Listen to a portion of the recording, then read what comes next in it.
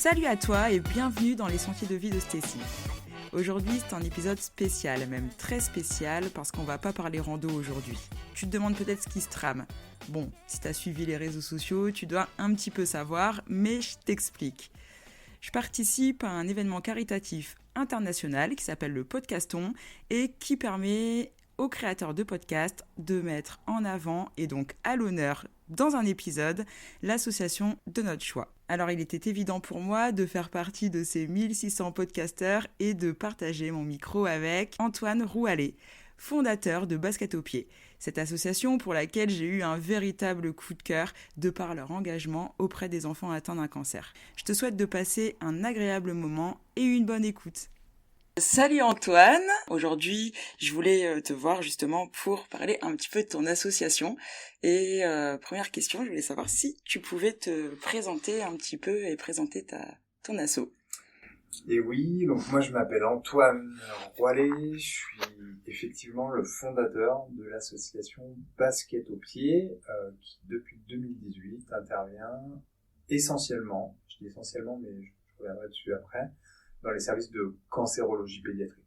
Cancérologie, mot un peu large, mais plus précisément dans les services d'hémato et d'oncologie pédiatrique, qui sont des lieux où on traite les cancers au sens large, qu'ils soient issus du sang ou des tumeurs solides, qui donc traite plus de l'oncologie.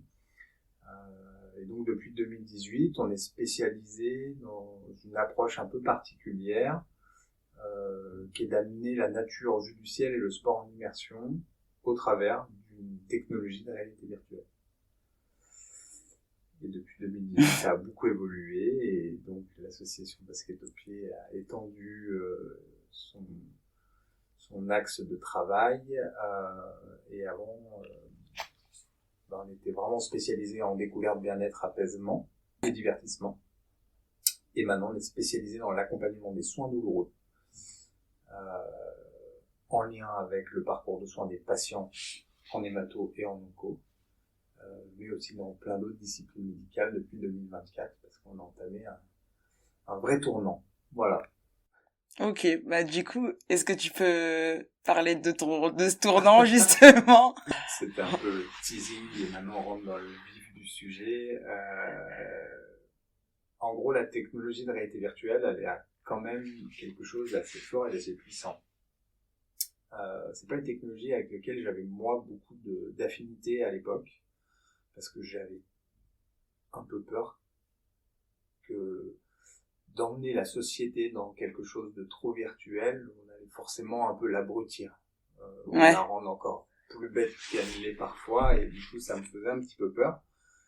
Et j'étais d'ailleurs assez tranché, je disais, voilà, cette technologie, moi, elle me débecte de voir ces gens qui virtuellement ont besoin d'exister ailleurs autrement, juste pour prétendre peut-être accéder à autre chose, à une forme de bonheur qui est pas forcément très organique et très réelle, quoi. Donc ça me faisait souci.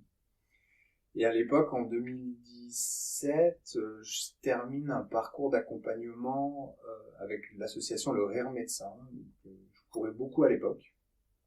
Basket au pied a un fort lien avec la course à pied. Ok. Ça me paraît plus ou moins assez logique. Mais voilà, c'est bien de le préciser. Et donc, à l'époque, moi, je courais beaucoup d'ultra-trail, des longues distances en courant, des fous UTMB, et donc je soulevais des fonds pour Le Rire Médecin. Et un jour, j'ai voulu passer les portes de l'hôpital pour comprendre le travail des clowns à l'hôpital. Parce que moi-même, je suis comédien de métier. L'association Basket au pied est arrivée et a complété, entre guillemets, mon travail d'intermittent. Mais mon métier premier, c'est un métier de la comédie. Et donc, c'est pour ça que je m'étais à l'époque tourné vers un médecin. Et puis, je me suis dit, tiens, je vais aller voir un petit peu le travail des clowns. Et on me propose une immersion avec 2 super clowns, mais dans un service quand même un peu costaud, qui est donc ce fameux premier service dans lequel on est intervenu, le service d'hémato-onco-pédiatrique. Et de là, en fait, je ressors de cette immersion et je me dis, moi, j'ai pas l'âme d'un clown. Je me sens pas de me déguiser le matin et d'aller au chevet des enfants et de toujours être dans une certaine forme de représentation. Et voilà, c'était trop éloigné de moi. Et je me suis dit, tiens, moi, j'ai grandi en fait au pied des montagnes, même au cœur des montagnes, une grande vallée, dans un tout petit village dans lequel il y avait plus de vaches que d'habitants d'ailleurs. C'était où? Dans Haute-Savoie, dans la Mézarde, Okay. plus précisément côté de la Cluzade, en Dornant, etc. La station de ski pour ça peut rappeler des souvenirs d'enfance.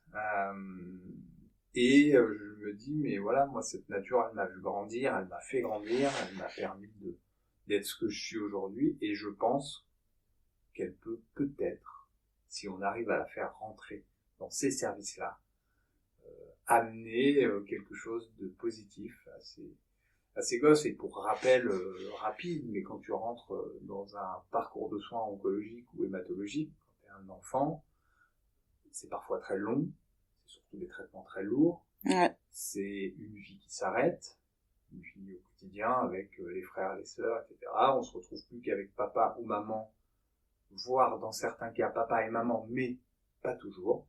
Surtout là, depuis quelques années où au niveau sanitaire, ça a quand même énormément évolué. Et qu'on n'a pas pu laisser rentrer autant de monde qu'on aurait aimé dans les hôpitaux. Et donc, en fait, tout s'arrête, tout devient compliqué. Et voilà, donc nous on s'est dit, bah tiens, si on essayait d'aller caler la nature là-bas, vue du ciel, on verra. Donc on a récupéré une technologie de réalité virtuelle qui nous a permis de comprendre que c'était un peu la seule façon d'amener la nature, d'amener le sport en immersion avec des images réelles. Et on a fait un gros travail là-dessus, et la première petite fille à qui on a fait tester le système s'appelait Emilou, et j'aime bien dire son nom parce que je trouve qu'il résonne, et il résonne encore beaucoup dans notre façon d'être, de faire. Et bref, C'était la première. C'était la première, en plus de la chambre numéro 1, au premier étage de cet hôpital Armand-Trousseau à Paris. Et après son premier voyage virtuel, elle nous annonce qu'elle a adoré. Et les premiers mots, ça a été, j'ai eu l'impression d'être un aigle. Trop bien. On s'est dit, waouh. Du coup, c'est devenu hyper symbolique finalement aujourd'hui. Ça a été hyper symbolique, et ça a pris d'autant plus de poids quand elle est décédée 3 semaines plus tard. Parce que Lilo était malheureusement condamné, et son papa nous a contactés en nous disant voilà, elle est partie et je voulais vous remercier parce que je pense que c'est une des plus belles choses qu'elle ait pu faire et vivre dans ses derniers instants. Donc c'était assez fort. Et on s'est dit, putain, quand même, pour Emilou, on va pas s'arrêter là, il faudrait continuer un peu. Et puis au final, on est passé de chambre en chambre, de patient en patient. Et un jour, on nous a toqué sur l'épaule, on nous a dit, bah, écoute, franchement, c'est super ce que vous faites. En revanche, les gars, il n'y a aucun filet de protection. Il n'y a pas d'assaut, pas d'assurance, pas de convention, rien. Là, les médecins vous ont laissé faire, c'est super, mais là, on prend des risques et il va falloir aborder tout ça, quoi. Ok, donc en fait, ça s'est passé avant que l'asso, elle soit créée, quoi. Complètement. Et là, moi, je lève la tête et je me dis, mais c'est pas le projet, en fait. J'ai pas décidé, ça arrive en plein milieu de moi, ma vie d'intermittent, qu'adore voilà, les projets parce qu'ils sont tous très différents, que le matin tu te lèves et que tu fais jamais 2 fois la même chose. Et en vérité, je me dis d'un coup d'un seul, il faut rentrer dans un espèce de cadre administratif. Quand t'es intermittent, rentrer dans un cadre, c'est très compliqué. Donc là, je commence un peu à supporter, à me dire, non, c'était pas prévu. Moi, j'avais simplement dire, ouais, je finis un tournage et hop, tac, je vais à l'hôpital et on peut faire voir des images à des enfants, c'est génial. Voilà. Bon, bref. Finalement, je décide quand même de pas mettre un coup d'épée dans l'eau et puis de pas arrêter là, et donc on crée une structure qu'on appelle Basket au pied complètement par hasard parce que à l'époque on est au bureau de la préfecture, on n'a pas d'idée en fait. Ah oui, il faut donner un nom à cet assaut. Ok, comment moi je vais résumer ce projet? Bah je vais repartir de moi et de ma personne. Désolé, je suis le fondateur et c'est comme ça, mais j'ai grandi avec une paire de baskets au pied. C'est pour moi presque la plus belle définition de la liberté. La liberté pour moi c'est aussi l'image de la nature, et je me dis allez, du coup on appelle ça basket au pied, et au pire des cas on changera s'il faut, et voilà. On appelle un pote, on fait un logo à l'arrache, voilà, merci Phil au passage, et Mais après, c'est quand même parti de la base que, enfin, t'étais un coureur. Ouais, donc voilà. Mais c'est vrai que, encore aujourd'hui, il y a des gens qui me disent, on comprend pas basket au pied. Mais on leur demande de pas forcément toujours vouloir tout comprendre. Voilà. Donc, Mais au début, je me suis posé la question, moi aussi. mais normal, tu vois. Et en fait, c'est vrai c'est vrai qu'aujourd'hui, il y a plein de gens qui, on nous a d'ailleurs une fois, et ça, petit private joke. Un Rotary Club nous a dit, voilà, nous on veut bien vous aider, mais il faut changer de nom. Ok. On leur a dit de passer leur chemin et d'aller voir une autre association. Mais en tout cas, nous, voilà.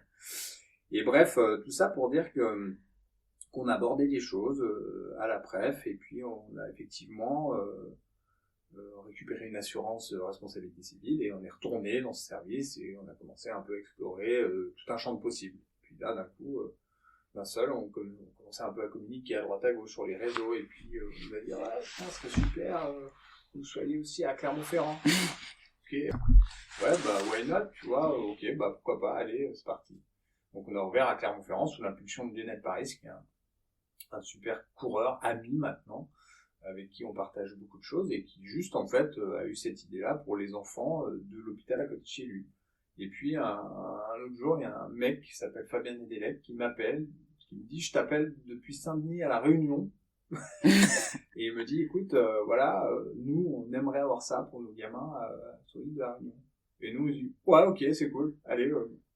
Et c'est ça qui a fait qu'il y a eu des intervenants qui se sont greffés au fur et à mesure un peu dans toutes les villes. Voilà, en fait, ça a fait un espèce de bouche à oreille, et tout un chacun sur les réseaux sociaux, coureurs à pied, parce qu'il y avait quand même aussi une grosse émulation autour de la course à pied, décidé en fait de rendre service au CHU à côté de chez lui.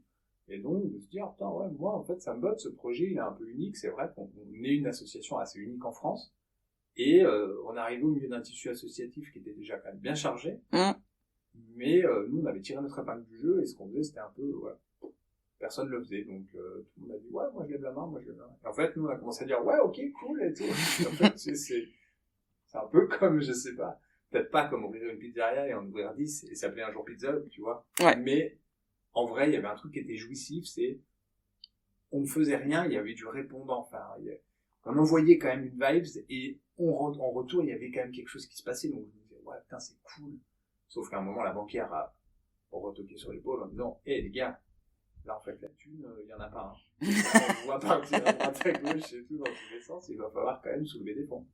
Et là, la notion de soulever des fonds, pour nous, elle était, je parle de nous parce que c'était avec ma compagne à l'époque, et en fait, on se disait, ouais, il faudrait soulever des fonds, mais non, mais en fait, comment on va faire? Enfin, et moi, je suis un peu un espèce de Robin des Bois, qui peut-être pas dans une, je rentre pas dans une case très, il n'y a pas forcément de logique pour moi dans le fait de lever des fonds.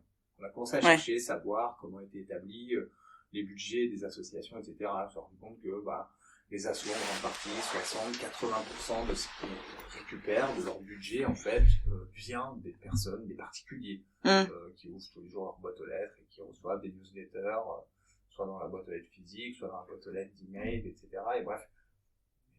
Et là, je me suis dit, non, arrêtons, quoi. On est toujours en train d'aller, voilà, enfin, je trouve que les particuliers, on est toujours assaillis de demandes, et on doit toujours aider tout le monde, etc. Et je me suis dit, non, nous, on va aller chercher la thune là où elle est. Je suis sûr que dans les bénéfices des entreprises, il y a forcément une part pour nous. Et voilà, et on a commencé à les toquer à droite, à gauche. Les premiers, ça a été Fusalp, parce que Sophie Lacoste, à l'époque, adorait l'assaut, et on était au local à Annecy, le siège était à Annecy, donc on a été aidé par Fusalp, et en fait, on a commencé à rentrer les sous. Et avec ces sous-là, voilà, on s'est permis de déployer à fond. À l'époque, on n'avait pas de salariés, donc c'était plutôt assez tranquille, on n'avait pas forcément de charge, le social était chez moi, voilà, le stock était chez moi, tout était chez moi, c'était facile.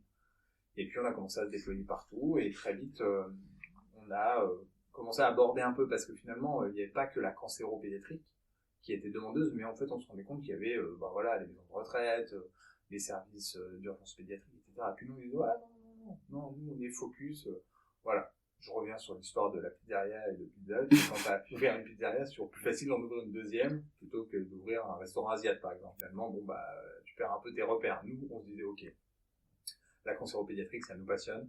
On apprend tous les jours avec les soignants, tous les jours avec les médecins. Il faut que notre langage, ils le comprennent et que nous, surtout, on comprenne leur langage. Et une fois qu'on aura ça, clac, et ben, finalement, la cancéropédiatrie, qu'elle soit traitée à Lille, à Bordeaux, à Toulouse, à Nice, à Clermont-Ferrand, ça sera la même. Ça sera la même. Ouais.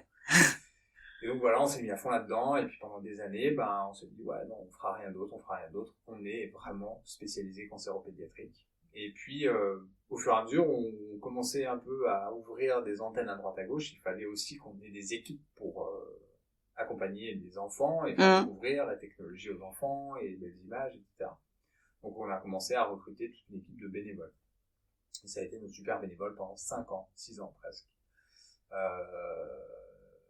Ils étaient au nombre de 32 jusqu'en 2024. Donc autant dire que c'est quand même une bonne petite troupe à gérer, surtout qu'on travaillait d'une façon assez particulière. On avait une relation très proche avec les enfants et très privilégiée. Mais pour avoir une relation proche et privilégiée, il fallait qu'on connaisse les enfants et qu'on connaisse leurs soignants, leurs parents, qu'on connaisse le contexte familial, qu'on connaisse un petit peu ce pourquoi ils avaient été pris en charge ici, etc. Et donc, voilà, c'était quand même une forme d'engagement. C'était pas du bénévolat dans sa définition la plus basique. C'était vraiment un bénévolat très engagé, parfois trop même, et du coup, on mettait en place des outils pour accompagner aussi nos bénévoles psychologiquement. Ils avaient déjà, eux, accès à la cellule psychologique du service et on prenait en charge un accompagnement psychologique en dehors de l'hôpital s'il en avait besoin.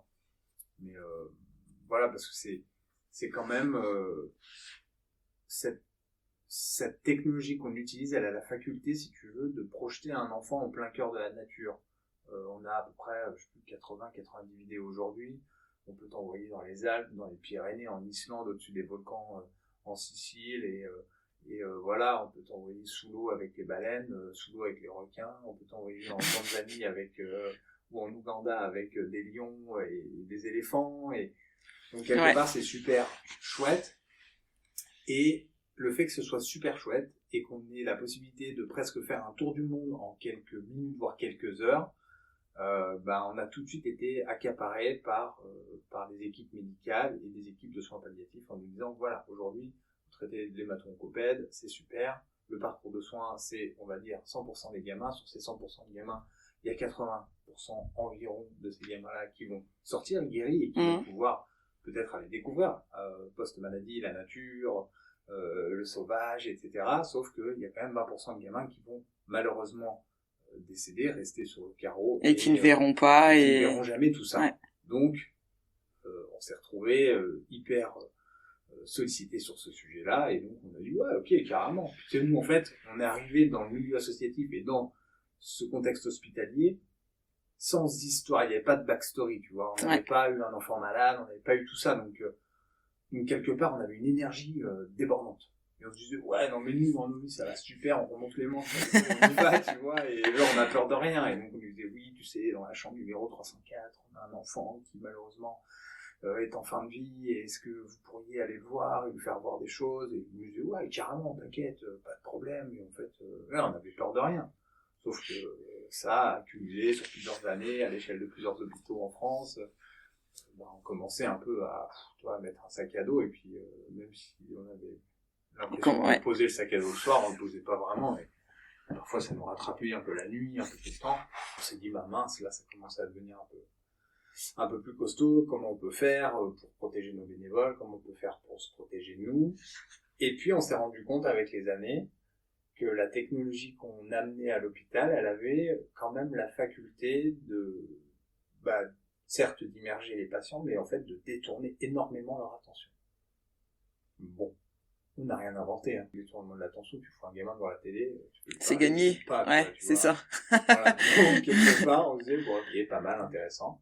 Mais comment on pourrait vraiment détourner leur attention? En les coupant complètement du contexte. Donc en fait, le masque a quand même physiquement cette force-là. Ouais, ça reste imposant. Voilà. Ouais. Ça te coupe de l'environnement dans lequel tu es. Donc cette chambre dans laquelle il y a des bruits incessants de pompes de chimiothérapie qui, toutes les demi-heure se mettre en obstruction ou autre avec des armes de partout, enfin, et on s'est dit, nous, on va couper tout ça par le son, par l'image, et puis voilà, on va déjà voir comment les patients réagissent, et il s'avère que les monitorings baissaient parfois, les battements du cœur d'un enfant pouvaient baisser avec l'intervention du masque, les bras pouvaient se décroiser, les jambes, le doudou qui tombe, etc. On avait des lectures qui étaient finalement corporelles, plus que vraiment au niveau du visage, et des lectures verbales qu'on pouvait avoir avec les enfants, les retours qu'ils pouvaient nous faire.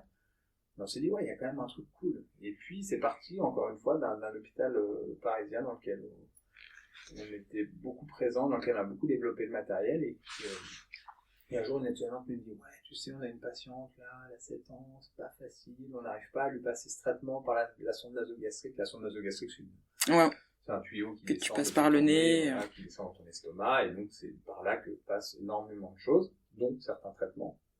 Et là, écoute, chaque fois qu'on passe ce traitement-là, il s'avère que elle vomit, et on n'arrive pas à savoir si c'est psychologique ou si c'est vraiment quelque chose qui physiquement ne passe pas. Et je lui dis, écoute, tentons-la, allons voir cet enfant. Et vous avez passé le casque pendant que... J'ai dit, écoute, c'est quoi là? Tu vas aller voir les tortues et les baleines. Ok, donc on prépare le truc, la petite, ok, super. D'ailleurs, regarde bien, parce qu'à un moment, il y a Justine. Justine, c'est notre tortue. Mais bon, là, globalement, si je regarde le calendrier, elle est en congé. Maman, elle sait siffler ou pas? Je sais pas, maman, tu sais siffler? Ouais. Ok, très bien. Maman, tu vas siffler, on va appeler Justine. Et bon, potentiellement, il y a les baleines, il y a tout ça. Si Justine est dans le coin, si on siffle, elle passera. Si tu vois Justine, tu nous tiens au courant. La gamine part dans son voyage et c'est parti.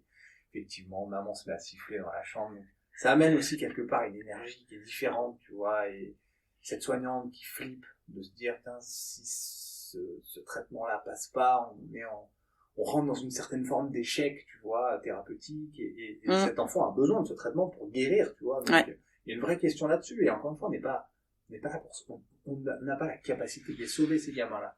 Mais en tout cas, on a la capacité d'amener une alternative à des choses. Il y a des moments où ça bloque dans le parcours de soins.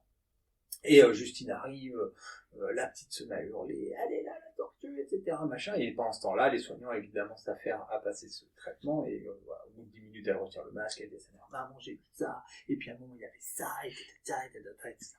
Et là, on reste quand même un peu subjugué, on se dit, trop bien, et tout, le détournement de l'attention, super, ça fonctionne, canon. Et puis, alors, état d'anxiété 0, état de stress 0, enfin, voilà. Donc ça a des réels impacts positifs, quoi.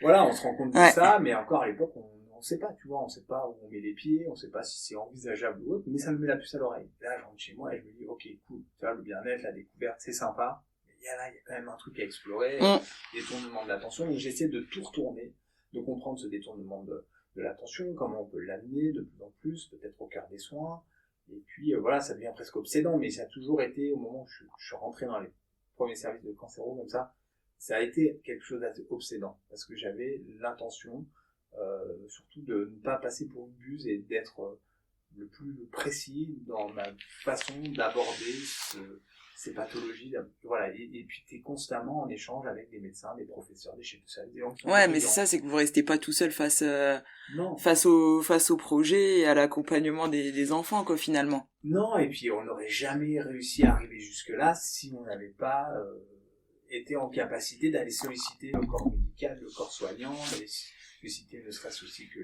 les administrations d'hôpitaux, etc. Donc ça a vraiment été un projet collectif. Et certes, il y a une idée, mais le projet tout de suite a été partagé et a été monté par tout un tas d'énergie et de personnes qui ont voulu à un moment y croire. Et donc voilà, 7 ans plus tard, on en est là et c'est plutôt canon. Et donc voilà, donc on s'est intéressé à fond aux soins, détournement de l'attention. On a compris vite fait que sur les plans un peu plus scientifiques, finalement, le détournement de l'attention, c'est simplement ce que tu arrives à... si tu arrives à détourner ne serait-ce que la vue et l'ouïe, tu as quand même une réduction en fait des états d'anxiété et donc indirectement des états de douleur, etc. Tout ça c'est assez basique, ça peut arriver avec beaucoup de choses, et la réalité virtuelle n'est pas l'outil forcément incroyable pour ça, mais en tout cas ça aide. Donc nous on s'est dit ok, attends, nous on a une techno, on a plus ou moins un peu compris comment ça fonctionnait, les go, on commence un peu à solliciter tous les soignants de tous nos services en disant voilà, nous ça nous intéresse d'aller sur les soins avec vous, etc. Donc là En vérité, c'est super stimulant, mais en fait, on pensait déjà prendre des bonnes baffes en mode bien-être, que tout aille bien ou que tout aille mal. Et là, on passe un cap. On commence effectivement à éveiller les consciences de soignants, de dire ouais, putain, ouais, effectivement, là, on a un soin sur un patient, c'est toujours très compliqué, vous pouvez venir. En fait, au moment où on passe la porte, on passe dans une dynamique qui est quand même beaucoup plus médicale.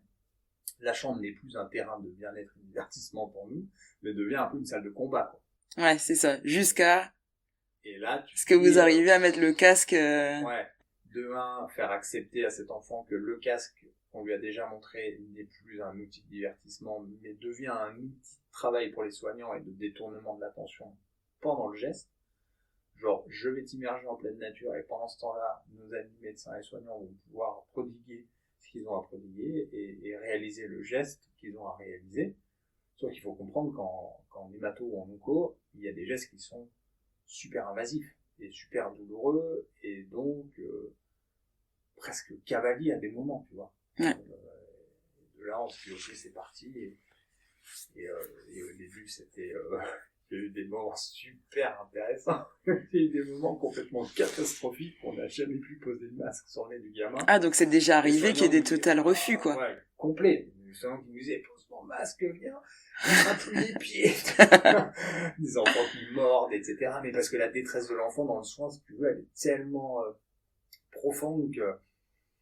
Voilà, et on se confronte à des situations incroyables et hyper positives, comme parfois à des situations catastrophiques qui nous ont permis d'apprendre, mais qui nous ont aussi permis de comprendre que nous, notre place n'était pas là à tenir les pieds d'un gosse ou à tenir la main de la maman parce que c'est compliqué pour elle d'accepter que son enfant est mal. Je dis toujours, il y a des choses et des images, tu sais, il y a toujours des choses dont on se souvient dans nos vies, peut-être des choses qu'on sent, des bruits qu'on a entendus. Moi, j'ai parfois certains cris ou hurlements d'enfants, ou certains mots d'enfants dans la douleur que je n'oublierai jamais. Ouais, qui reste marquant et... Ouais, moi je pense que moi ça j'arriverais pas à le faire. Et ça nous a poussé aussi à ne jamais arrêter, ne jamais cesser de trouver le meilleur moyen d'apporter cette alternative aux soignants qui, dans le cadre des soins, avaient juste envie de ne pas non plus toujours trop médiquer. Et ça, c'est un peu la question d'après. C'est pourquoi on en arrivait aussi à aller vers les soins. C'est que ça n'était pas que pour répondre à des échecs, mais c'était aussi et surtout pour essayer, tenter de sensibiliser des soignants et des accompagnants, donc des parents, à réduire certaines prémédications. Pour faire simple, ton enfant est hospitalisé, il est diagnostiqué par exemple d'une leucémie aiguë, il se lance dans un parcours de soins soignants, et la plupart des gestes qui vont être réalisés vont être des gestes de mesure de l'évolution de la maladie, notamment la ponction lombaire par exemple. La ponction lombaire, pour donner une image rapide, notamment à vous mesdames, ça s'apparente entre guillemets à une péridurale. Parce que quand t'as un enfant de quelques mois ou de quelques années, des jeunes enfants, ouais. Lui, le geste devient un peu plus colossal. Et la ponction lombaire, en fait, elle est vraiment là pour mesurer l'état d'évolution de la maladie. Donc en fait, une aiguille relativement grande qui rentre entre les vertèbres dans le bas du dos et cette aiguille vient prélever le liquide céphalorachidien et part après en mesure de faire. C'est un soin qui est quand même invasif. On entend par invasif douloureux. C'est un soin qui est pas forcément évident à réaliser, qui est pas simple pour les soignants, donc on a besoin d'avoir un enfant qui est très posé, voilà. Et ce soin, il revient souvent. Et donc, le fait qu'il revienne souvent, il y a un niveau d'acceptation de l'enfant qui, possiblement sur sa première ponction lombaire, va assez bien réagir, et puis qui en fait, dans la répétition et dans l'avancement de son parcours de soins, va commencer en fait à ressentir des états de douleur beaucoup plus vifs, beaucoup plus intenses, etc. Et donc, voilà, et la réponse à ça, c'est une réponse qui est médicamenteuse. On répond par la sédation. Et en en fait, on sédate ces enfants-là, ce qui est normal, parce qu'on ne veut pas faire souffrir un enfant. La douleur n'est pas quelque chose de très humain, finalement. Et nous, on se rend compte que, oui, mais si on continue dans ce détournement d'attention, si on continue humainement à accompagner les enfants et à tenter de les accompagner par ce genre d'alternatives ou d'autres comme l'hypnose, etc., on peut peut-être arriver à réduire ces états de prémédication et peut-être de faire en sorte que ces enfants gardent encore de la force pour le vrai combat qui est celui de c'est ça, et que ça reste pas uniquement du détournement d'attention finalement. Voilà, il faut, si tu veux, à un moment, cet enfant, il sort de son soin et il se retrouve pas si abasourdi que ça, parce qu'il a été moins prémédiqué, et donc il conserve quand même une certaine forme d'énergie pour la suite du combat.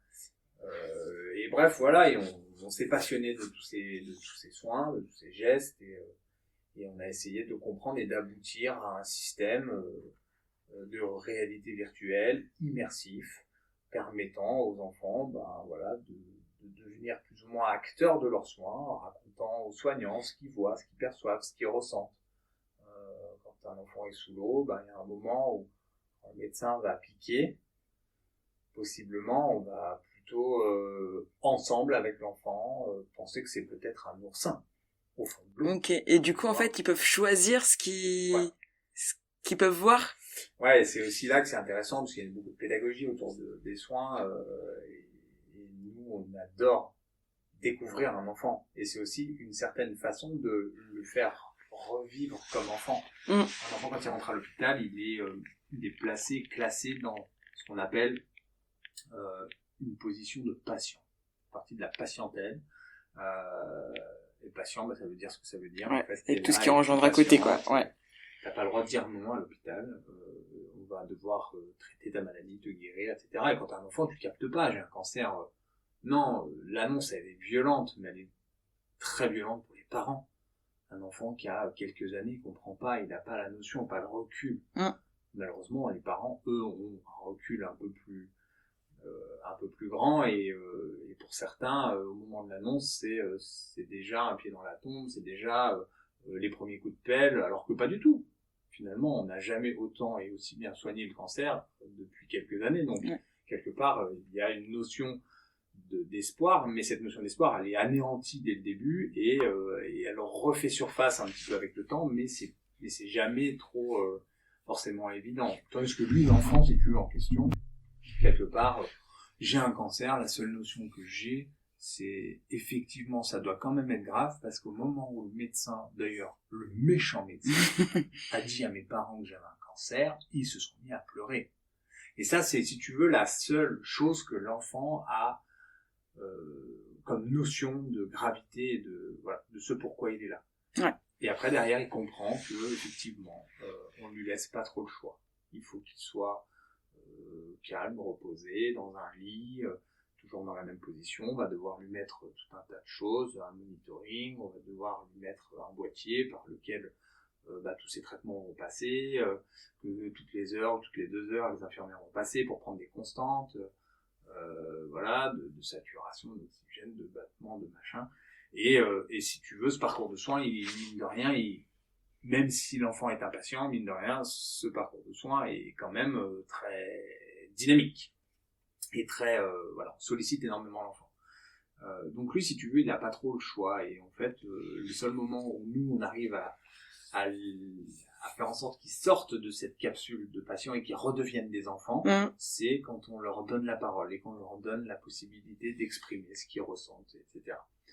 Et donc le masque est un super outil pour ça, parce que les enfants, on les amène à des questions qui leur permettent de parler d'eux et de revenir un peu sur qui je suis, mon intégrité. Je suis un enfant, je suis un garçon, une petite fille, j'ai tel âge, j'habite là, et qu'est-ce que t'aimes, toi? Moi, j'adore les animaux, qui est super, c'est déjà une bonne réponse. Et effectivement, on a plein d'animaux dans notre masque. Et qu'est-ce que t'aimerais voir? Je sais pas, j'aimerais voir des loups, j'aimerais voir peut-être, des lions, des tigres. Et globalement, avec les années, on s'est renfloué au niveau contenu dans nos masques, et on arrive aujourd'hui presque à répondre à toutes les demandes. Les demandes en images réelles, sauf encore en suspens et en attente, les licornes et les dinosaures, qu'on peine en imagerie à trouver, mais qui, mine de rien, stimule quand même, si tu veux, l'enfant et sa volonté de voir des choses. Et du coup, vous intervenez à quelle fréquence auprès des enfants? Et donc ça a été toute la phase où nous, on intervenait énormément auprès des soignants, etc., mais pour développer. Et à un moment, on s'est rendu compte que, effectivement, c'est lourd. Nous, on n'a pas la vocation. J'ai jamais eu la vocation d'être soignant. Il y a un moment, quand même, je me suis posé la question. Je me suis dit, mais est-ce que, pour le projet de Basket au Pied, ce serait pas intéressant que je fasse 3 années d'études, ne serait-ce que d'infirmier, pour, rentrer dans le game en mode, je suis soignant, et en fait, j'ai une autre dimension. Et j'apporte ça en plus. Et je me suis dit, non, c'est bon. Je peux pas faire ça. Et j'ai une carrière à faire un jour, il va falloir que je m'y remette. Mais ce que je veux dire par là, c'est que, du coup, on s'est rendu compte que notre matériel pouvait s'inscrire parfaitement dans le parcours de soins, pouvait aider énormément de soignants, énormément d'enfants, et donc indirectement d'accompagnants, parce que quand le soin fonctionne plutôt bien, et que ça se passe très bien, comme ce matin, au CHU, là, à Pellegrin, on a eu une petite fille qui a reçu un soin très invasif, très douloureux, très cavalier pour le coup, et voilà, je me suis déplacé sur ce soin, et ça s'est hyper bien passé, et quand tout le monde ressort de la chambre avec la banane, et que cette petite fille, elle te dit c'était génial, elle raconte à ses parents, j'ai vu ça, finalement il y a un gros soulagement, mais malgré tout, je l'ai fait parce que on est dans une dynamique de formation en ce moment, etc., mais ça n'est plus à nous d'aller au chevet des enfants et d'être là dans les soins. Et puis en fait, aujourd'hui, on n'est plus que 3 salariés dans l'asso. Enfin, il y a un moment, on peut pas se déployer sur l'ensemble des centres hospitaliers dans lesquels on est référencé, sur l'ensemble des services. Il y a quand même 35 services en France aujourd'hui, plus la Guinée, plus les dom-toms. Donc t'imagines. D'où le fait qu'il y a la formation pour les soignants, pour que ce soit eux qui donnent accès au casque aux enfants.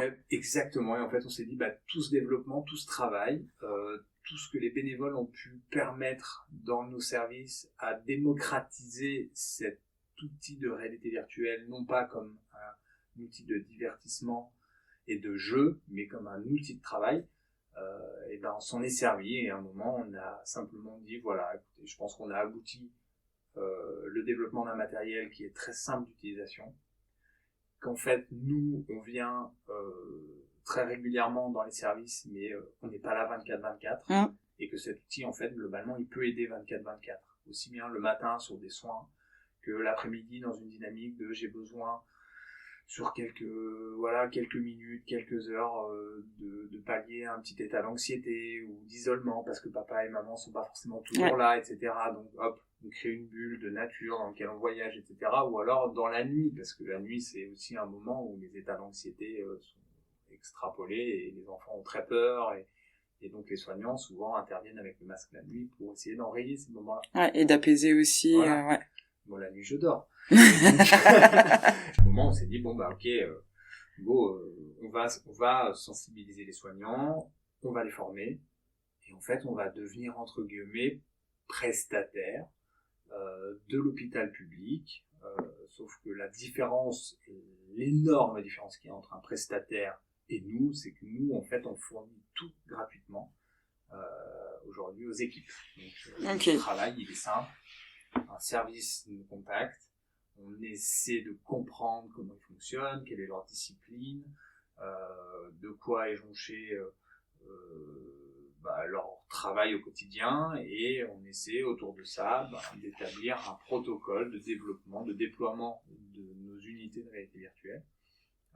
On estime les besoins, on se déplace, on forme les soignants, on déploie une communication inter-service et on permet à tout un chacun de pouvoir utiliser cette technologie au jour le jour, 24/24, 365 par an, et de ne pas du coup amputer les enfants d'un possible, d'une alternative qui globalement permet quand même beaucoup.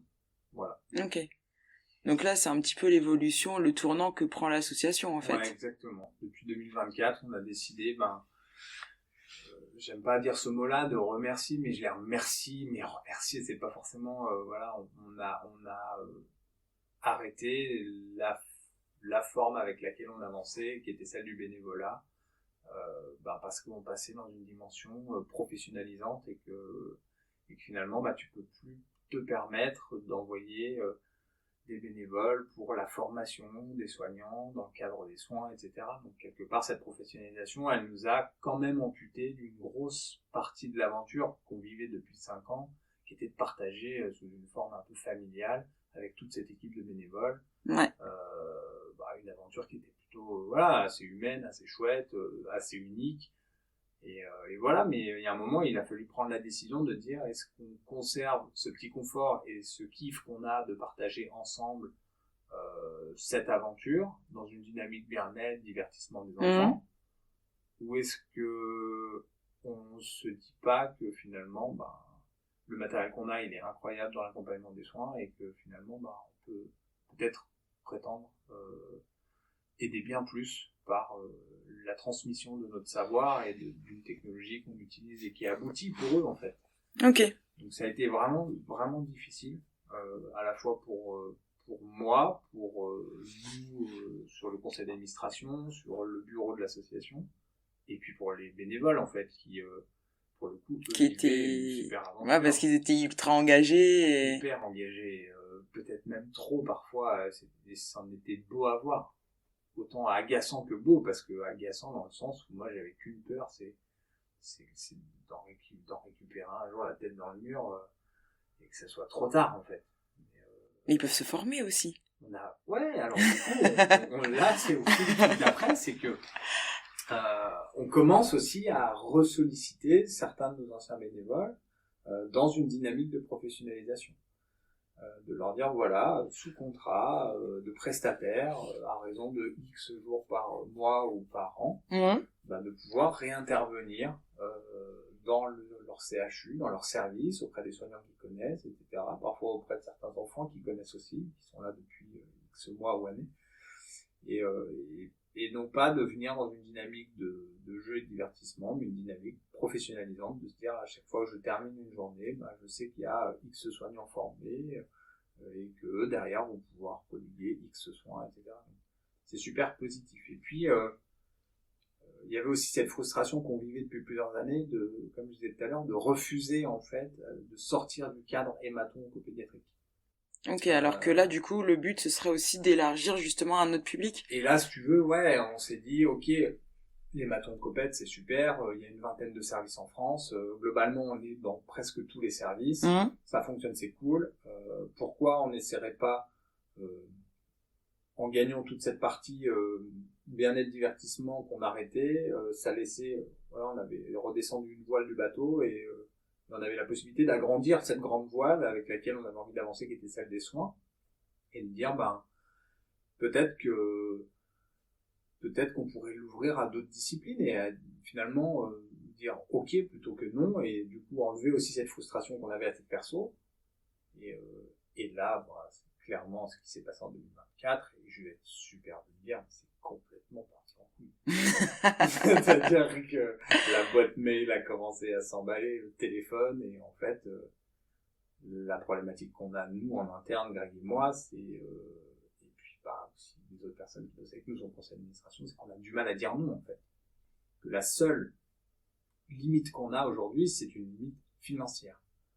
Mais comme on ne va pas solliciter l'intégralité des possibles, c'est-à-dire toute la partie particulier qui représente 80% des budgets des associations, normalement, ça, on ne l'a pas, en fait, il faut qu'on aille chercher plus d'argent du côté des entreprises, mais c'est du temps, de l'énergie, et donc voilà. Donc on est assez limité dans ce déploiement-là, parce que nos finances, elles ne le permettent pas, mais on est quand même passé de 18 services en avril 2024 à 35 services en décembre 2024.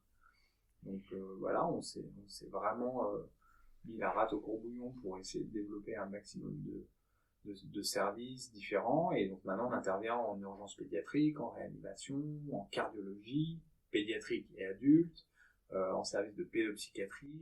Donc ça a déjà évolué là en fait. En service de médecine transfusionnelle, sur des enfants atteints de drépanocytose, dans des CRCM, ce sont des centres de traitement de la mucoviscidose. Et donc en fait on s'est élargi, on on a élargi notre spectre en fait, mais je voulais qu'on l'élargisse de manière assez intelligente, c'est-à-dire tout en comprenant ce pourquoi on décidait d'intervenir sur ces services-là, de comprendre pourquoi les patients ont été pris en charge dans ces services-là, comprendre quels allaient être les soins que les soignants allaient prodiguer à ces enfants-là, et qu'on puisse faire en sorte de toujours continuer à adapter notre technologie, notre manière de faire et d'être à leur côté. Parce que c'est des gens avec qui, mine de rien, on partage aussi un bon bout de chemin.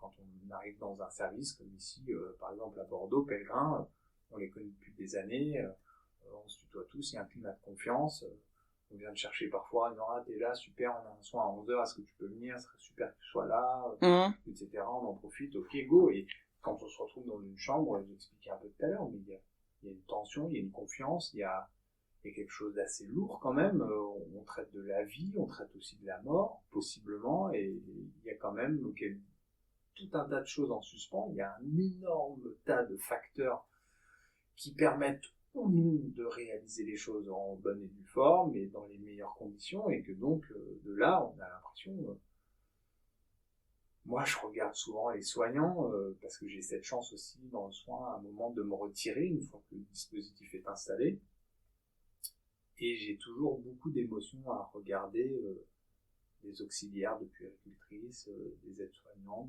des infirmières, des médecins, de voir des mains tenir ses mains d'enfant, de voir des soignants prendre des parents dans les bras, de sécher des larmes, d'accompagner ces gosses dans la douleur, dans l'incertitude, dans la peur, et je me dis, mais waouh, si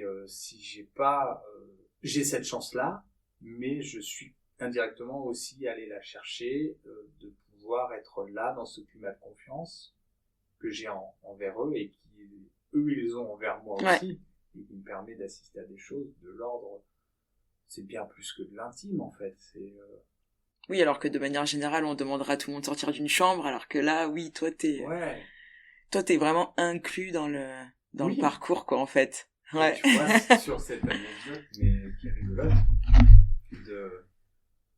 d'être là dans le soin et de voir le papa qui tourne de l'œil et qui dit je suis pas très bien, je vais sortir de la chambre, donc le papa s'en va, et quelques minutes plus tard la maman cherche en fait du regard un peu tout le monde et fait comprendre que ça va pas non plus, parce que c'est lourd, c'est hyper lourd.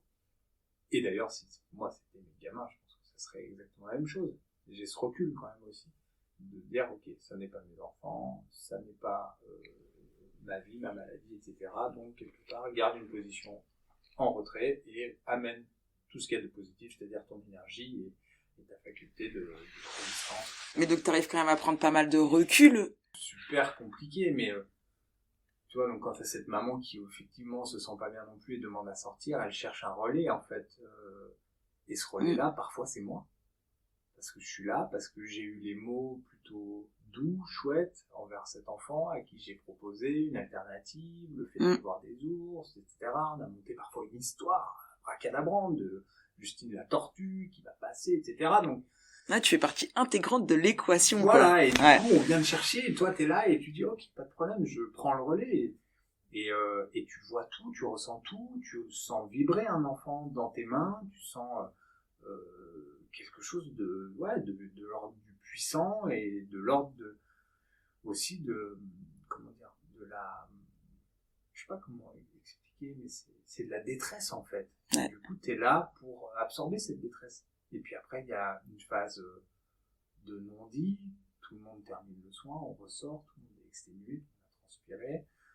Ça n'a pas été simple, surtout pour les soignants, surtout pour l'enfant. Et après, ben voilà, il y a des regards presque pudiques avec les parents parce que on a vécu quelque chose de puissant.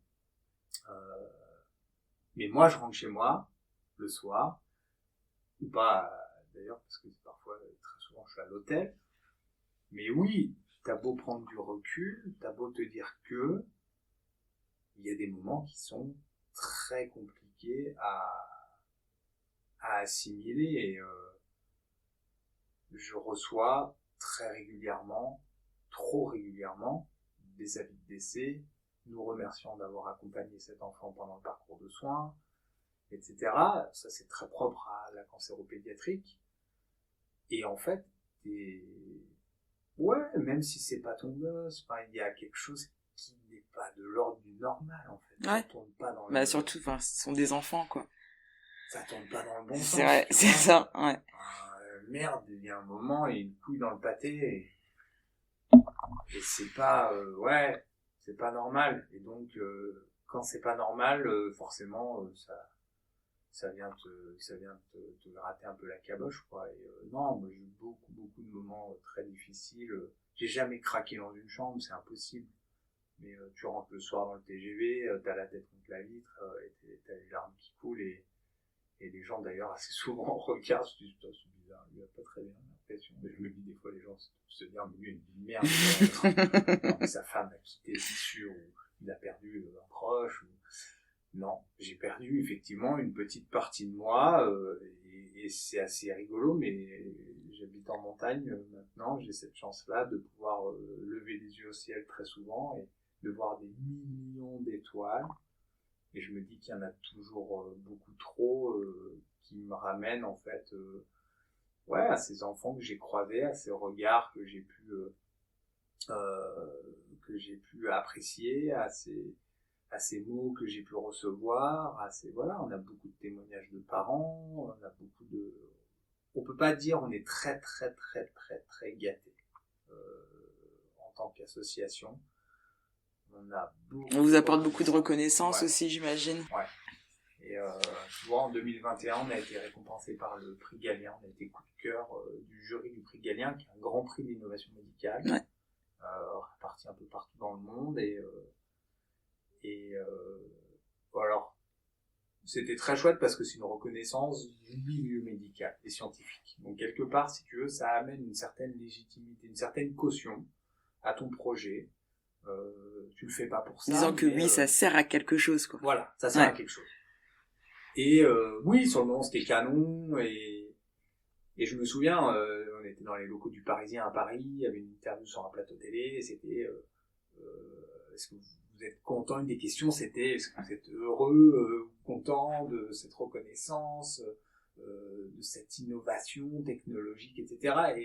Et je me souviens avoir dit, je crois que les mots innovation et technologique me foutent la frousse. C'est vrai, ça me fout la frousse. L'innovation et la technologie, on est en 2025, Trump est repassé au pouvoir avec un tocard en dessous, pour qui l'innovation et la technologie a quand même carrément toute sa place, toute la place, quoi. Je me dis, oula, non, restons loin de ces mots-là, etc. Et si je dois résumer ce projet de basket au pied et cet engagement qu'on a depuis des années, c'est un engagement humain. Si on n'avait pas pris le temps de comprendre pourquoi ces enfants sont là, qu'est-ce qu'ils traversent, qu'est-ce que leurs parents traversent, quels sont les moments difficiles, comment on va pouvoir pallier à ça, etc. L'humain a beaucoup trop de place dans ce projet-là, et quelque part, cette reconnaissance, oui, elle est super parce qu'elle légitimise les choses en interne. Les médecins nous disent, ok, ouais, le prix Galien, c'est cool, ouais, ok, d'accord, tac, une certaine caution. Voilà, c'est une médaille, et ouais, très bien, ok, bon. C'est pas... Non, les plus belles reconnaissances, c'est les reconnaissances humaines, et puis des enfants, quoi. Des enfants, des parents. Ouais, quand tu reviens en service, et t'as un gamin qui t'a dessiné la baleine, qui a dessiné le volcan, le machin, enfin, toi, il s'est projeté en dehors de ta présence, il s'est projeté en dehors du masque, il a voulu, par lui-même, montrer des choses, et non, ça c'est canon, et puis des mots de parents, d'une puissance, où, ouais, je suis retrouvé une nombre de fois mon ordinateur à avoir des larmes qui coulent et à me dire, bordel. Par contre, c'est jamais quelque chose que je prends à titre perso. Tu vois, je me dis pas, ouais, gars, putain, calme. T'as une bonne idée quand même en 2018 de créer ce petit truc sympa et tout. Non, pas du tout. Pas du tout. D'ailleurs, je dis toujours nous, parce que cet asso, c'est pas moi, c'est un collectif, et on a tous amené notre pierre à l'édifice, et les enfants et les parents ont énormément contribué à ce que ça soit viable et que... Aujourd'hui. Donc voilà. Et moi, ça fait 7 ans, et je me dis, c'est génial, je suis très content, j'espère qu'il y aura cet anniversaire des 10 ans un jour, mais j'aimerais ne pas continuer trop longtemps, parce que je pense que une grande partie de ma part sociale a été réalisée ces dernières années, que j'aimerais aussi donner du temps à d'autres causes, à d'autres choses qui me motivent. Peut-être que j'aimerais ne pas en être l'instigateur, le créateur. J'aimerais un moment ne plus avoir d'idées. Voilà. Non, passer un petit peu le relais, quoi. Ouais, passer le relais. J'ai une carrière professionnelle à faire. On est tous attirés par nos carrières professionnelles. Moi, j'ai une carrière professionnelle particulière parce qu'elle est artistique et que donc on sait pourquoi on a choisi ça. Et moi, j'ai envie de revenir un petit peu à ça. Donc, je suis remonté sur les planches au théâtre l'année dernière.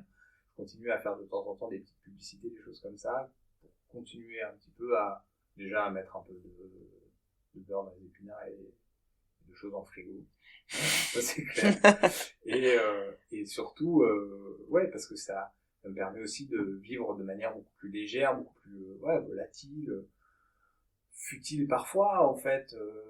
Tu vois, ne pas réfléchir, ne plus trop réfléchir, ou en tout cas ne plus être dans cette dynamique de il y a la vie, il y a la mort, et on n'est pas là pour rire, en fait. Ouais. Moi, j'aime rire, j'adore ça.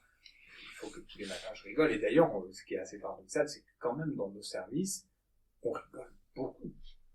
Que les enfants sont les premiers à avoir une autodérision et à avoir un recul sur la maladie. Ouais, il y a des enfants qui sont très très marrants, des parents qui sont très dark aussi, et très marrants dans le dark, en fait. C'est ça qui me fait halluciner tout le temps. Ça me fait penser à un bouquin que j'ai lu, mais je me souviens plus du titre. Et c'était un jeune adulte, même pas, peut-être qu'il avait 17 ans, peut-être un ado même, qui était justement atteint d'un cancer. Et franchement, ce livre m'a fait beaucoup rire. Ce que ressortait ce bouquin, c'est qu'il y avait beaucoup d'autodérision aussi de la part du personnage principal, et tu te dis je suis en train de rigoler de ça en fait, mais c'est ce que le bouquin t'apporte, et mais parce que c'est incroyable. La chance de pouvoir rigoler de ça avec eux. Et tu sais, quand aujourd'hui dans une société on te dit on peut plus rire de tout, etc., c'est faux. Je suis totalement d'accord, c'est totalement faux. Ton courage à deux mains, passe dans l'envers du décor, va voir ce qui se passe dans ces services, et je peux t'assurer que il y a de la vie comme jamais, il y a de l'humour comme jamais, il y a de l'humour noir, mais d'un noir, de profondeur. Parfois, mon Dieu, on est dégueulasse à rigoler de ça, mais quelque part, on t'en a donné le droit et t'as la caution de... Donc, pourquoi s'en priver? Et il faut comprendre aussi qu'il y a tellement de tension là-dedans que, effectivement, si tu rigoles pas, ouais. Tu vois, ouais. Ça devient vite compliqué. Donc voilà, ça fait partie des choses quand même aussi qui parfois me motivent à rester encore un peu, et j'ai besoin de passer la main. J'ai quelqu'un comme Greg à mes côtés qui réalise un travail extraordinaire sur tout le territoire français, et pas que, parce qu'il y a d'autres projets. 2025 est encore une année de charnière pour nous, parce qu'il y a l'arrivée d'un gros projet, et j'en parle juste après, mais quelque part, j'ai envie de donner la main à ceux qui m'accompagnent depuis le début, et à Manon qui est rentrée pas très longtemps sur la partie administrative, et puis on essaie aussi de donner une dimension un peu plus grosse à cet asso qui, quand même, mine de rien, avec un système D, 3 bouts de crayon, chaque année avance péniblement avec des budgets qui sont quand même des budgets juste impensables. D'ailleurs, notre expert comptable le dit très bien, votre asso national est en fait une asso locale dans ce qu'elle est capable de porter sur ses épaules. Là, on vient de terminer le bilan 2024, on sort à 227 000 € pour plus de 35 services, plus d'une centaine d'unités de réalité virtuelle déployées, des heures de travail à ne plus les compter, et en fait, oui, par rapport à d'autres assos qui parfois sont moins déployés que nous sur le territoire et qui fonctionnent avec plusieurs millions d'euros, je pense qu'on n'a pas à rougir, on peut être très content de ça. Malgré tout, on en souffre parce que ce système D, il a aussi ses limites, et que si on veut pérenniser les choses, il va falloir qu'à un moment on grandisse. Et quelque part, je pense aussi, de manière très honnête, en tout cas je rejoins ce que dit encore une fois l'expert comptable, il y a un problème dans cette association, c'est vous. Et parce que j'ai fait des choix qui effectivement n'étaient pas des choix stratégiquement bénéfique sur les plans financiers, financiers, mais disons que c'était des choix de générosité. Ouais, des choix de cœur, et puis Ouais. ne pas, je sais pas dire non, ça craint. Ouais. Je me souviens toujours Greg qui intervenait chez nous bénévolement, et au moment où il décide de se professionnaliser, il me dit je pourrais faire ça tous les jours, j'adore ces gosses, j'adore tout ce qu'on est capable de mettre en place, cette énergie qu'on a. Et je lui dis, mais Greg, vas-y, cool mec, si t'as envie de bosser avec moi, on y va, laisse-moi un peu de temps, je réfléchis, mais on t'embauche. Et là, je me souviens, le soir, je suis dans le lit, et je me dis, oh, mais quel con. Tu sais, j'avais aucune notion de qu'est-ce que ça représentait d'embaucher quelqu'un, etc., tu vois. Donc je dormais plus pendant 3 jours, 4 jours, je me disais comment on va faire pour le payer, etc. Et finalement, les choses sont mises en place super naturellement, et ça s'est fait trop bien, et heureusement qu'on a pris ces risques-là, mais j'aime pas souffrir de ce genre de j'y vais, mais oh putain. Et donc voilà, donc non, je suis plutôt assez fier de ça, et assez fier d'avoir toujours conservé beaucoup de notions humaines avant de faire interagir, d'intégrer trop de notions stratégiques, et voilà, je fais pas ça. Et puis le rapport à l'argent, la société est très complexe. Ouais, aussi. C'est super tabou. T'as très peu de marge de manœuvre parce que il y a 40 ou 50 piges, il y a des mecs qui ont fait n'importe quoi et qui ont indirectement, et encore une fois, je vais être très vulgaire, mis un peu dans le cul à une grande partie de la société en leur disant écoutez, merci d'avoir donné toutes ces années, et puis voilà où on en est aujourd'hui. Et je me dis non, oui, effectivement, on avance aussi avec ça, on avance avec des barrières qui sont là pour nous protéger, pour protéger les donateurs. Mais on avance aussi avec une muselière, on avance avec beaucoup de filets de sécurité qui finalement se referment parfois un peu sur nous, et on n'a pas autant de liberté que d'autres peuvent avoir fiscalement ou autre. Et ça, c'est ce qui est plutôt assez frustrant. Ah mais moi, franchement, quand je vois déjà ne serait-ce que les démarches pour créer une association, je trouve que c'est même presque plus compliqué que de créer une entreprise. Ouais, c'est super complexe. Et puis la problématique aussi d'une association, et ce aussi pourquoi j'ai aussi parfois envie de donner un petit peu la main, c'est que tu montes une asso, et la première chose que tu vas devoir apprendre à faire, c'est dire merci tout le temps, à tout le monde, tout le temps. Et en fait, il y a un moment où moi ça me fatigue de dire merci tout le temps. Merci d'avoir donné, merci beaucoup.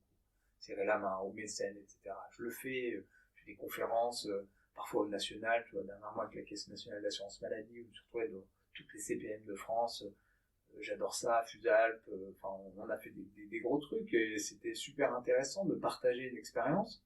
Malgré tout, c'est lourd, parce que voilà, t'es toujours dans la position de celui qui reçoit et qui dit merci. Ouais, tu reçois pas à titre perso, tu vois, tu reçois pour l'association, ouais.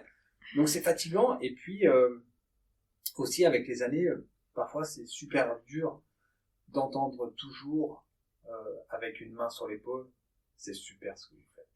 Oui, mais on le fait pas pour nous, et puis quelque part, ce qui est aussi criant parfois, c'est de voir qu'on vit dans un monde où les gens se respectent de moins en moins, où les gens donnent de moins en moins, sont de plus en plus centrés sur leur portable, avec la tête finalement en direction de leur nombril, et parfois il y a une espèce de frustration en fait, de se dire mais où est-ce qu'on en est, et où est-ce qu'on va, et comment ça va. Voilà, je vois l'arrivée des États-Unis là, de Trump dans un espèce de mouvement international qui moi je me fait flipper en fait quand tu vois les US se retirer de l'OMS, c'est gravissime. On est à l'aube d'un espèce de cataclysme, et il y a toujours plus de gens dans les concessions Tesla, il y a toujours plus de gens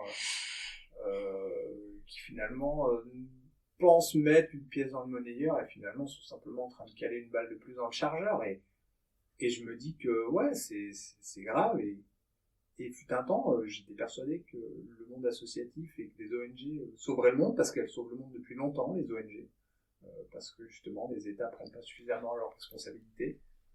Mais là, on est en train de tuer justement ce modèle-là. pour des intérêts géopolitiques, économiques, financiers, et puis des intérêts hyper égoïstes et des intérêts voilà, d'hommes qui n'ont juste qu'envie d'une chose, c'est de marquer l'histoire et qui ne voient pas forcément plus loin que le bout de leur nez, quoi. Et malgré tout, pour finir, c'est ce vers quoi on va en 2025, qui est quand même, je trouve, un projet hyper stimulant, et c'est aussi une des raisons pour lesquelles je veux rester encore un tout petit peu dans cette aventure. C'est que l'an dernier, un des professeurs chefs de service de l'hôpital Armand Trousseau à Paris, qui s'appelle Arnaud Petit, m'appelle et me dit, dans le cadre d'un déplacement en Guinée pour former les soignants à l'utilisation de la morphine dans les soins oncologiques des enfants, j'aimerais prendre votre matériel de basket au pied pour apporter une alternative non médicamenteuse au traitement des enfants. Je dis, ouais, ok, cool. Il me dit, c'est sûrement peut-être le début de quelque chose. Je dis, ouais, bah allez, c'est parti. T'as pas su dire non? Non, j'ai pas dit non. C'est clair, une fois de plus. En même temps, là, je me dis, bon, le mec qui dit non, c'est vraiment un con. Et finalement, il part avec notre matériel et j'avais deux fiertés. Déjà, cette confiance qu'il a depuis plusieurs années dans notre travail, dans notre matériel, voilà, parce qu'il est utilisateur, enfin, en tout cas son service est utilisateur dans les soins. Donc, qui nous appelle en disant, voilà, j'ai envie d'eux. C'était une manière de nous dire aussi, j'ai pensé à vous, et ce j'ai pensé à vous, il nous a fait du bien. Et puis, de porter ce matériel, il est parti avec une partie de ses équipes, de porter ce matériel auprès d'enfants qui culturellement sont à l'opposé de ce qu'on est nous ici en France, dans des vies presque trop normales et presque trop confortables, alors que finalement quand tu débarques en Guinée-Conakry, qui plus est à l'hôpital d'Onka et qui plus est dans les services de cancérologie, tu te rends compte que voilà, c'est un autre chaos, mais c'est un autre chaos qui est aussi jonché de contextes sociaux qui sont hyper difficiles. Et donc voilà, c'est aussi voilà la volonté qu'il a eue d'inscrire ce projet là-bas, de prendre des risques auprès des soignants sur place, qui plus est en Guinée, à un moment, il se passe des choses, la presse s'y intéresse et on s'est retrouvé avec des enfants qui fait le masque sur la télé locale et tout. C'était génial en fait. Et j'ai d'ailleurs été super ému de voir que ces pédiatres guinéens mettaient des mots en fait sur ce masque, sur ce travail que finalement nous on avait initié, tu vois, et de les voir en dehors de nous, de moi, parler de l'assaut, tu vois. C'était quand même canon. Trop bien, c'est cool. Et il est revenu et en septembre, il m'appelle, il me dit les pédiatres et les médecins guinéens sont là sur une semaine, est-ce que vous pouvez vous déplacer pour échanger avec eux, etc. Et c'est rigolo parce que j'ai donc échangé avec cette pédiatre qui est géniale et qui m'a dit ce masque il nous a sauvé la vie. Je vois quand même, je ne faut pas abuser, il n'a pas sauvé la vie. Elle me dit si vous vous rendez pas compte, elle dit en fait nous sur le territoire africain, il faut comprendre une chose, c'est qu'on n'a pas, il n'y a pas de production d'oxygène, et donc tous les dérivés d'oxygène qui sont parfois utilisés à l'hôpital, comme le protoxyde d'azote, qui est ce gaz hilarant et qui permet aux enfants de ressentir un petit peu moins les états de douleur et l'anxiété. Toutes ces choses-là, ils n'ont pas accès. Ils n'ont pas accès non plus à dire 80 ou 90% des prémédications possibles pour l'accompagnement des soins douloureux. Et donc, elle nous dit clairement, cette alternative du masque va au-delà du soin, va au-delà de l'anxiété, va au-delà de la douleur, puisqu'elle permet aussi à ces enfants-là, pris en charge à l'hôpital, de découvrir ce que peut être le monde ailleurs, autrement. Et elle dit, il y a des enfants qui sont hyper cultivés, certes, mais il y a aussi d'autres enfants qui viennent de villages hyper reculés, lointains, qui n'ont pour ainsi dire jamais eu de regard sur le monde, qui peut-être ne considèrent même pas qu'il y a un monde autour d'eux, et que quand tu montres les Alpes enneigées à un enfant qui vient d'un pays pas forcément aussi développé que le tien, qui n'a pas eu les facultés et la chance de pouvoir voyager, et c'est une découverte, c'est un voyage, c'est une redéfinition aussi de son parcours de soins, qui prend des allures d'aventure, de découverte, de voyage. Il va à l'hôpital pour son soin, mais en fait il va surtout à l'hôpital pour explorer les fonds marins, pour voyager un peu, voyager, voir des volcans, voir de la neige, des montagnes ailleurs avec des arbres, du vert, des couleurs qu'il n'a pas forcément toujours vues, auxquelles il n'est pas toujours confronté. Du coup là ça apporte totalement une autre dimension. Et là, la dimension elle est dingue, et tu passes dans l'aide au développement, dans une certaine forme d'action humanitaire, et en fait cette pédiatre elle me dit voilà, on est 18 pays sur le continent africain à être francophones et à traiter la cancérologie, et on aurait besoin de ce matériel. Et comme je sais pas dire non, j'ai dit ok, cool, trop bien, c'est génial. Et donc ça c'est le projet à développer pour 2025. Et ça c'est la suite de l'aventure, on part dans 2 jours et on attaque suite à Bordeaux avec un accord avec le GFAOP qui est le groupement franco-africain d'oncologie pédiatrique.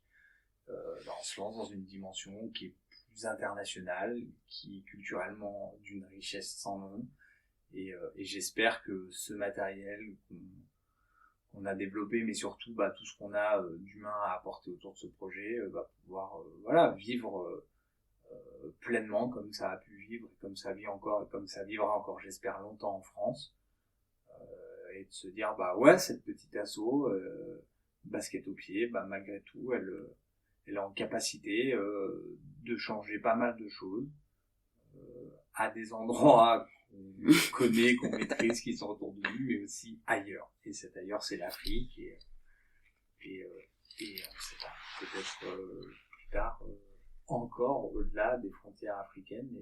Mais en tout cas, c'est une belle aventure, c'est passionnant, et j'espère pour les patients, pour les accompagnants et pour les soignants qu'on sera toujours en capacité de maintenir nos actions et de pouvoir leur permettre de poursuivre un travail incroyable avec un petit truc en plus. Ok, voilà.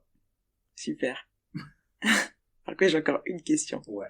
C'est par rapport justement aux coureurs qui représentent l'association. Comment ça fonctionne en fait, le concept? Quand je dis nous, quand je dis on, c'est aussi toute une communauté en fait qui s'est construite autour de basket au pied, qui est juste une communauté de passionnés de nature, de sport. Dans la nature et le sport, il y a la course à pied, et basket au pied a une résonance en fait avec la course à pied. Moi, je courais quand même beaucoup à l'époque, donc j'avais aussi un certain panel de gens avec qui j'avais la chance de pouvoir échanger, de pouvoir vivre une passion commune. Et on s'est lancé dans cette aventure-là, et les gens nous ont vachement suivis, et c'est ce que j'ai toujours trouvé très chouette dans la course à pied, dans le trail, notamment, c'est cette fraternité, un peu ce truc de on se connaît pas forcément, ou peut-être on se connaît les réseaux, mais quand on se croise sur une course, finalement on est là pour les mêmes choses, la même passion. On se motive. Voilà, on est tous un peu névrosés à notre manière, parce que aller se foutre 45 heures autour du Mont Blanc ou à travers l'île de la Réunion, dans des états de fatigue extrême, et dire je bouffe pas, je dors pas, je vais d'un point A à un point B sans m'arrêter, faut quand même être un peu con, et du coup on est un paquet de cons à voir quand même chausser ses paires de basket aux pieds, et quelque part oui, c'est super de courir, mais courir en donnant du sens à tes foulées, qui plus est dans une dynamique solidaire, c'est chouette. Et je pense que, encore une fois, le fait qu'on soit unique en France et qu'on soit porteur de valeurs qui sont liées à la nature, au sport et à la solidarité, il y a énormément de gens qui se sont mis à nous suivre, et nous, à des moments, on a aussi donné la possibilité à ces gens-là de s'exprimer au travers de leur foulée, de porter des dossards solidaires, d'ouvrir des cagnottes, de dire mais c'est pas parce que tu fais pas 160 km autour du Mont Blanc que t'es pas en capacité de porter un message. Donc on a développé une ligne de t-shirts, on a développé des bandeaux, on a développé des choses. On n'est pas très fort là-dedans parce qu'on fait pas du marketing, ce n'est pas notre métier, mais quelque part on a essayé en fait d'aller à la rencontre de ces gens, leur expliquant que le sport c'est super, mais que le sport solidaire c'est encore mieux, Et tu sais, j'ai toujours cette petite anecdote, mais il y a 20 ans ou 30 ans, dans ta boîte, tu décidais de réaliser un marathon de Paris ou un marathon de New York. T'étais le marathonien, t'étais le warrior de la boîte, t'étais waouh au café. C'était un peu comme avoir une guitare autour du feu, tu vois. Waouh. Et l'aura était là. Et tout le monde était autour de cette aura. Aujourd'hui, si t'es pas capable de faire l'ultra trail du Mont Blanc en moins de 30 heures, bah t'es un gros con. Donc, quelque part, il a fallu aussi que le sportif, dans sa pratique, se redécouvre et peut-être partage cette aventure, parce que c'est aussi un sport individuel qui est quand même souvent un peu connoté, genre oui, mon mari est parti courir 160 bornes autour du Mont Blanc, c'est assez égoïste, ça fait des années qu'il se prépare, ça fait des années qu'il plutôt d'emmener les enfants à la danse ou à l'école machin, bah finalement des années qu'il se prépare, ou madame d'ailleurs, et de plus en plus, et tant mieux, c'est un sport qui se féminise, mais ce que je veux dire par là, c'est que quelque part, c'est super, mais si tu arrives à apporter un message avec, c'est encore mieux. On l'a vu, on y croyait depuis toujours. Et maintenant, ça se démocratise vachement au sein des autres assos et on est trop contents. On n'est pas du tout des instigateurs, loin de là. Mais on voit qu'il y a une vraie ferveur, une vraie envie. Et puis, quand tu cours un marathon et qu'à un moment t'es dans le dur, il suffit juste de penser que t'as voulu souffrir, t'as voulu te mettre comme ça, une asso. et que peut-être que tu représentes un peu. Pense à ces enfants qui sont à l'hôpital, tu te dis ouais, est-ce que j'ai vraiment le droit de me plaindre? Non, en fait, j'ai pas le droit de me plaindre. Et voilà, et je pense et j'espère que le sport restera un super vecteur de solidarité. J'espère que les sportifs qui nous entourent seront toujours plus nombreux, et même si parfois on peine à avoir une vraie relation avec eux parce que tout va vite et tout grandit et qu'on donne des priorités qui sont celles de l'hôpital. Voilà, j'espère clairement qu'on arrivera à soulever au travers de la transpiration, de la foulée, du souffle et de la nature explorée. On arrivera à faire en sorte que tout ça grandisse encore plus, et puis c'est assez sain en fait. Ouais. C'est ça qui est important. Mais donc ça veut dire que, par exemple, si moi je cours, je cours pour basket au pied. Ça veut dire qu'en fait, je commande un petit t-shirt sur internet, il s'agit juste de le porter et éventuellement de poster une petite photo sur les réseaux. Tu peux, mais encore une fois, ça tourne pas forcément autour de l'argent, c'est-à-dire que un t-shirt, je sais plus, ça coûte 20 balles, 20 balles, c'est pas rien en fait. Et possiblement, les gens n'ont pas 20 euros à donner. Donc nous, gratuitement, tu nous contactes, on te donne un logo, tu le fais floquer au Décathlon à côté de chez toi, et t'as économisé quelque part le t-shirt à 20 euros. Tu peux aussi nous demander des dossards solidaires avec qu'on a, avec des prénoms d'enfants, avec nos valeurs, avec tous les CHU dans lesquels on intervient. Tu portes ça en plus de ton dossard de marathon, et quelque part t'emmènes une partie de basket au pied avec toi. Ça peut aussi être par la pensée. L'engagement, il est super large, et moi je dis toujours, ne pensez pas que la solidarité, l'engagement et que le monde associatif sont des porte-monnaies ouverts dans l'attente de vos deniers, pas du tout. On est dans l'attente d'énergie, de pensée, on a besoin d'être soutenu, et être soutenu, c'est pas forcément financièrement. On a besoin de sentir qu'il y a des gens qui sont avec nous, derrière nous, qui pensent à nous, qui pensent à ses enfants, qui pensent à ses soignants quand chie, parce que on n'en a pas parlé, mais le service public est dans une période très complexe. Ça fait des années que ça dure, et nous on le voit, et on en est les premiers tributaires aussi, aux côtés des patients et aux côtés des accompagnants, parce qu'il n'y a plus de personnel, il n'y a plus d'argent, il n'y a plus de temps, il n'y a plus de...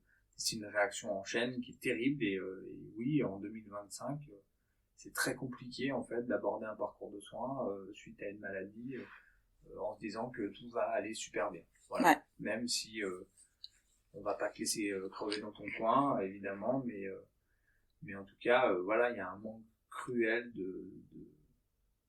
d'humanisme et d'humain pour affronter cette espèce de mur gigantesque qui est le mur de la maladie, et qui peut être ce fléau qui est le cancer, et qui est en train de gagner énormément de concitoyens, de plein de manières différentes, de plein de façons différentes. Voilà, ça arrive un peu de partout, et je me dis, il faut pas qu'on oublie qu'aujourd'hui on a un système de santé qui est incroyable, et Et ce système de santé-là, voilà, on peut l'aider, l'accompagner de 1000 façons. Et si on a simplement un tout petit peu de reconnaissance envers le milieu médical, le milieu soignant, le milieu associatif qui accompagne tout ça, c'est déjà très fort. Ouais. Et l'engagement, il peut être mesuré à plein d'étages. Et un des premiers étages, c'est de se dire, moi, ma manière d'être engagé, c'est régulièrement de penser à ces gens qui sont dans le besoin et qui ont besoin d'être accompagnés. Voilà. Donc il n'y a pas que de la notion d'argent, mais en tout cas, Ouais, bien sûr. Basketopia, un site internet dans lequel il est possible de découvrir tout ça. Et oui, c'est jamais 20 balles de perdu. C'est jamais de trop en fait, et parce que vaut mieux ça que autre chose, peut-être. Voilà. Ok. Merci beaucoup Antoine. Merci à toi. Non, merci à toi. C'était trop cool. Très chouette, très intéressant, et puis j'espère que ça permettra aussi à tout à chacun de se découvrir dans l'engagement et la solidarité. Ouais. C'était ton dernier mot de la fin. Je peux pas dire. Merci à toi Antoine. Merci. Nous voilà arrivés à la fin de cet épisode spécial et j'espère que cet asso t'a parlé et si t'as apprécié la découvrir, comment ne pas apprécier d'ailleurs. Je t'invite du coup à vraiment aller jeter un œil sur les réseaux sociaux et le site internet de l'association. Si besoin d'ailleurs, je vais te laisser tous les liens de Basket au pied dans la description et vraiment, n'hésite pas à partager l'épisode pour faire découvrir cette association à un max de monde parce que je pense que tu seras d'accord avec moi pour dire qu'elle mérite d'être connue de tous. Je te donne rendez-vous maintenant le 1er avril pour le prochain épisode où l'on reprendra sur les sentiers de rando. Merci à toi pour ton écoute et à bientôt.